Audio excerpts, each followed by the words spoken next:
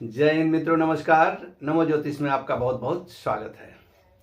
आज का वीडियो में हम बात करेंगे गुरु और शनि से संबंधित एक सूत्र पर। यह सूत्र बहुत ही अच्छा है और दिल को छूने वाला सूत्र है। उनकी दृष्टि से संबंधित है। चलिए, कौन सा फॉर्मूला है, इसको शुरू करते हैं। हम लोग जानते हैं कि गुरु और शनि दोनों के पास तीन तीन दृष्टियां होती है। शनि के तीन दृष्टि होते हैं, तीसरा, सातवां और दसवां।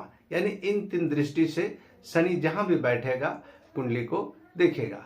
इसी प्रकार से बृहस्पति भी जिस भाव में भी बैठे हो उस भाव से तीन दृष्टि से पूरे कुंडली को प्रभावित करते हैं। ये हैं पांचवा दृष्टि, सातवां दृष्टि और नौवां दृष्टि। यानी 5, 7 और 9 इन तीन दृष्टि से बृहस्पति जहां भी बैठेंगे कुंडली को देखते हैं।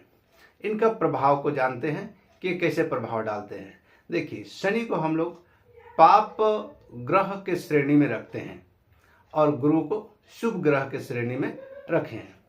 अब शनि जिस भाव पर बैठते हैं उस भाव की वह रक्षा करते हैं, उस भाव की वृद्धि करते हैं। यानी उस भाव से आपको अच्छे फल देंगे और उस भाव में वृद्धि लाएंगे।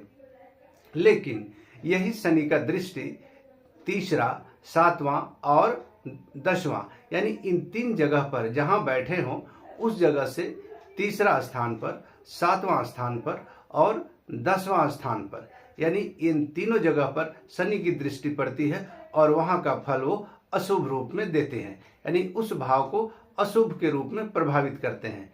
यही बात अब गुरु पर लाते हैं। गुरु जिस भाव में भी बैठेंगे वहां से पांचवां, सातवां और नौवां तीन दृष्टि कुंडली पर डालते हैं। और गुरु क्या करते हैं कि जिस भाव में बैठते हैं उस भाव की हानि करते हैं। देखिए, गुरु शुभ ग्रह हैं लेकिन जहां पर बैठेंगे उस भाव का हानि करेंगे, वहां से मिलने वाला फल को वह कम करेंगे या उस फल को प्राप्त होने से प्रभावित करेंगे, रोकेंगे।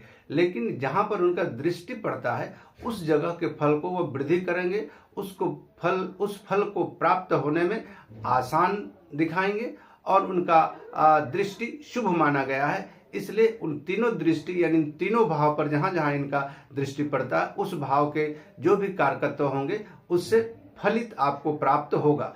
तो इस प्रकार से शनि और गुरु के फल प्राप्त होते हैं। आप अपने कुंडली पे लगाएं और इसको देखें।